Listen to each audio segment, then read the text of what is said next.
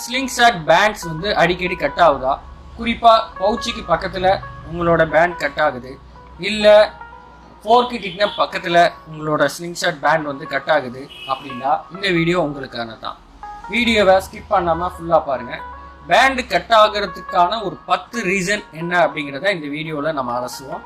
அது மட்டும் இல்லாமல் என்ன பேண்ட் குவாலிட்டியான பேண்டு அப்படிங்கிறதையும் இந்த வீடியோவில் நம்ம டீட்டெயில்டாக பார்ப்போம். வீடியோவை ஃபுல்லாக பாருங்கள். வாங்க வீடியோக்குள்ளே போவோம்.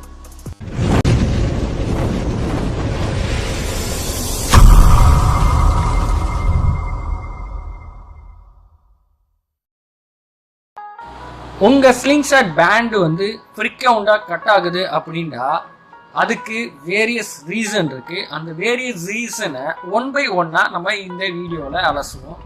வாங்க ஃபஸ்ட்டு ரீசன் என்னன்னு பார்ப்போம். ஃபஸ்ட்டு ரீசன் என்னன்னு சொன்னால் புவர் குவாலிட்டி. புவர் குவாலிட்டி அப்படிங்கிறது என்னன்னா, பேண்டுங்கிறது இங்கே சில பிராண்ட் இருக்குது, அந்த பிராண்டை தவிர்த்து சில பிராண்டெல்லாம் இருக்குது. அவங்க எப்படிலாம் மேனுஃபேக்சரிங் பண்ணுறாங்கன்னு தெரியல. குறிப்பாக சில பிராண்டு வந்து பர்ஃபெக்டாக இருக்கும். அந்த பிராண்டு வந்து என்ன பிராண்டு அப்படிங்கிறத நான் லாஸ்ட்டாக உங்களுக்கு என்னோட சாய்ஸ் என்ன அப்படிங்கிறத எக்ஸ்பிளைன் பண்ணுறேன். ஸோ அப்போ அந்த பிராண்டோ நம்ம கரெக்டான பிராண்டை வந்து யூஸ் பண்ணணும். அப்படி யூஸ் பண்ணுற விதத்தில் வந்து நமக்கு பேண்டோட லைஃப் வந்து நல்லா கிடைக்கும். அடுத்தது வந்து ரெண்டாவது ரீசன் வந்து இன்கரெக்ட் பேண்ட் டென்ஷன். அப்படிங்கிறது என்னன்னு சொன்னோம்னா, நம்ம பேண்டை அட்டாச் பண்ணோன்னே அதுக்கு இந்த பேண்டை வந்து நம்ம எலாஸ்டிக் பண்ணுவோம், இழுக்கும் போது அந்த டென்ஷன் இருக்குல்ல, அந்த டென்ஷன் நம்ம என்ன மீடியம் புல் யூஸ் பண்ணுறோம்னா அதுக்கு என்ன ஆங்கர் பாயிண்ட்டோ அதே அளவுக்கு மட்டும்தான் நம்ம வந்து அந்த பேண்டை வந்து புல் பண்ணணும். அதை விட்டுட்டு நம்மளுக்கு ஸ்ட்ரென்த் இருக்குது அப்படின்னு சொல்லி பேண்டை வந்து ஃபுல்லாக இழுத்து அடித்தோம் அப்படின்னா அந்த பேண்டுக்கு ஆட்டோமேட்டிக்காக என்ன ஆகும், அதோட எலாஸ்டிக் வந்து கம்மியாக ரொம்ப இழுக்க அதோட லைஃப் வந்து கம்மியாகும்.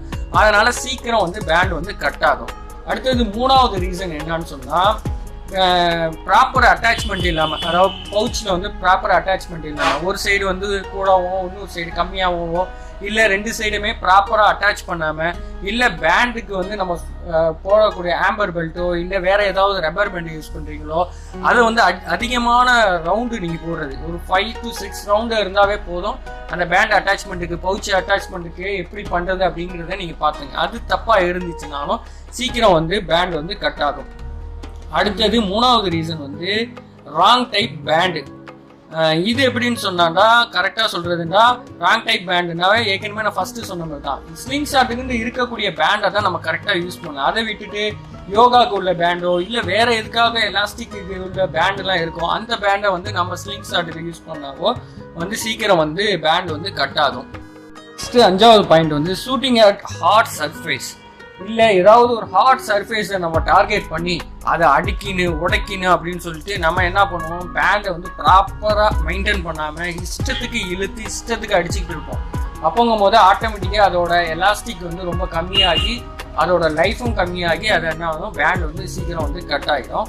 நெக்ஸ்ட்டு வந்து ட்ரா லென்த். நான் ஏற்கனவே சொன்ன மாதிரி தான், ட்ரா லென்த் வந்து உங்களோட ட்ரா லென்த் என்னவோ அந்த ட்ரா லென்த்து தகுந்த மாதிரி தான் நீங்கள் வந்து பேண்டை வந்து உங்களுக்கு கட் பண்ணி யூஸ் பண்ணணும்.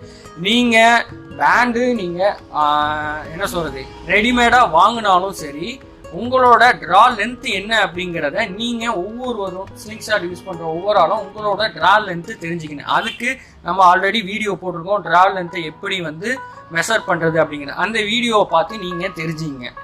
நெக்ஸ்ட்டு வந்து ஷார்ப் எட்ஜி. இந்த ஷார்ப் எட்ஜை பொறுத்த வரைக்கும் இப்போ நம்ம யூஸ் பண்ணுற ஸ்டைன்லெஸ் ஸ்டீல் ஸ்லிங்ஷாட் எல்லாமே வந்து நல்ல எட்ஜெலாம் வந்து மோல்டு பண்ண மாதிரியே தான் இருக்கும்.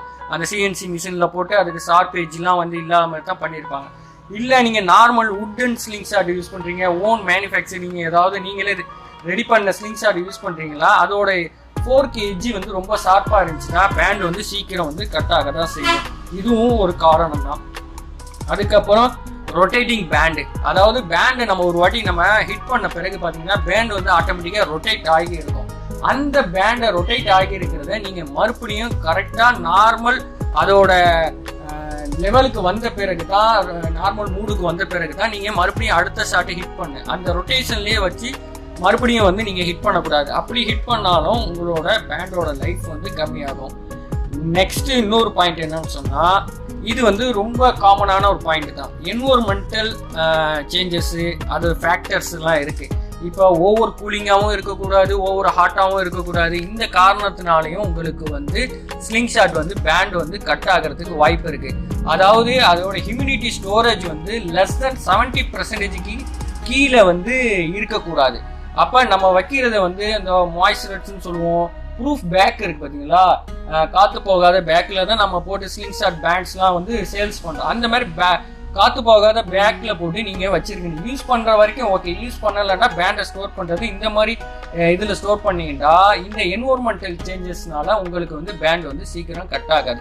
இதெல்லாம் விட்டுட்டு லாஸ்ட்டாக ஒரு காரணம் இருக்குது. இதுதான் 10th ரீசன், 10வது காரணம். அது என்னன்னு சொன்னால், இது ரொம்ப ரொம்ப அவசியமான காரணம். என்னன்னு சொன்னால், ஒரு பேண்டை நீங்கள் யூஸ் பண்ணுறீங்கன்னா அதோட திக்னஸ் என்னன்னு பாருங்கள். ஃபார் எக்ஸாம்பிள் 0.65 எடுத்துங்க.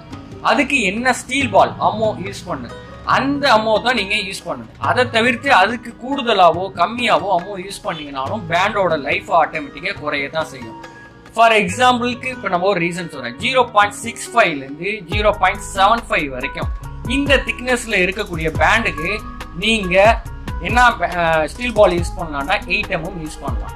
இப்போ ஃபார் எக்ஸாம்பிள் 0.65 இருக்குல்ல, அதுக்கு 0.7 mm கூட பர்ஃபெக்ட் மேட்ச் ஆகக்கூடிய ஒரு ஸ்டீல் பால். அப்போ இந்த 7 mm எங்கே யூஸ் பண்ணணும், 8 mm எங்கே யூஸ் பண்ணணும், அது எந்த திக்னஸ்க்கு யூஸ் பண்ணுங்கிறத நீங்கள் கரெக்டாக தெரிஞ்சுக்கிட்டால் மட்டும்தான் உங்களோட பேண்டோட குவாலிட்டியை வந்து இம்ப்ரூவ் பண்ண முடியும். ஃபார் எக்ஸாம்பிள் எனக்கு வந்து நார்மலாக நான் ஒரு பேண்ட் அட்டாச் பண்ணேன்டா எனக்கு குறைஞ்சது 400 to 500 ஷார்ட்ஸ் வரும். குறைஞ்சது 1 kg ஸ்டீல் பால் யூஸ் பண்ணுவேன் ஒரு பேண்டில். 1 kg ஸ்டீல் பாலுக்கு பார்த்தீங்கன்னா ஒரு 480 460 ஸ்டீல் பால் இருக்குன்னா அந்த 1 kgக்கு நான் ஒரு பேண்டு தான் யூஸ் பண்ணுவேன். சும்மா பேண்ட்லாம் மாற்றி அடிக்க மாட்டேன். எனக்கே தெரியும் அதோட எலாஸ்டிக் மாறுது, இல்லை டார்கெட் வந்து மிஸ் ஆகுது அப்படின்னா மட்டும் பேண்டோட இதை வந்து பேண்டை வேற நியூ பேண்ட் சேஞ்ச் பண்ணுவேன் தவிர்த்து மற்ற நேரத்தில் பேண்டை வந்து சேஞ்ச் பண்ண மாட்டேன். அப்புறம் என்ன பேண்டு குவாலிட்டியான பேண்டு யூஸ் பண்ணுறது அப்படின்னு கேட்டிங்க. என்னோட சாய்ஸ் வந்து 2 சாய்ஸ் தான். ஒன்று ப்ரிசிஸ், நெக்ஸ்ட்டு ஜிஜிகே. இந்த 2 பிராண்டு மட்டும்தான் நான் என் சைட்லேருந்து சஜஷன் கொடுக்கறது. ஏன்னா அந்த 2 பிராண்டு நான் யூஸ் பண்ணதில் ரொம்பவும் குவாலிட்டி. இதை தவிர்த்து நான் ஸ்மிக்கியும் யூஸ் பண்ணியிருக்கேன். இருந்தாலும் கம்பேர் பண்ணுறதுக்கு, ஸ்மிக்கியை கம்பேர் பண்ணுறதுக்கு இந்த 2 பேண்டு பிராண்டும் சரி, சூப்பர் பிராண்டு ஸ்லிங் ஷாட்டுக்கு. இதில் ப்ரிசிஸ் தான் என்னோட ஃபர்ஸ்ட் சாய்ஸ். இந்த வீடியோ உங்களுக்கு பிடிச்சிருக்குன்னு நினைக்கிறேன். இந்த வீடியோ ரொம்ப உங்களுக்கு யூஸ்ஃபுல்லாக இருந்திருக்குன்னு நினைக்கிறேன். வீடியோ ரொம்ப லாங்காக இருந்தாலும் இந்த வீடியோவை ஸ்கிப் பண்ணாமல் ஃபுல்லாக பார்த்ததுக்கு ரொம்ப நன்றி. இந்த ஸ்லிங் ஷாட் டீட்டெயில்ஸ் வந்து உங்களுக்கு யூஸ்ஃபுல்லாக இருந்திருக்கும்னு நினைக்கிறேன். இந்த வீடியோவை வந்து உங்களோட காமன் ஃப்ரெண்ட்ஸ்க்குலாம் ஷேர் பண்ணுங்கள். ஸ்லிங் ஷாட் வந்து ஒரு game, it's not a hunting weapons. So வந்து இது வந்து நீங்கள் உங்களோட காமன் வாட்ஸ்அப் குரூப்பில் இல்லைன்னா ஷேர் பண்ணுங்கள். நான் என்னோட பாக்கெட் ஸ்லிங் ஷாட்காக உள்ள வாட்ஸ்அப் குரூப்பை கீழே கொடுக்குறேன். அந்த வாட்ஸ்அப் குரூப்பில் ஜாயின் பண்ணிங்க. நம்மளோட வீடியோவை உடனே நீங்கள் பார்த்துக்கலாம்.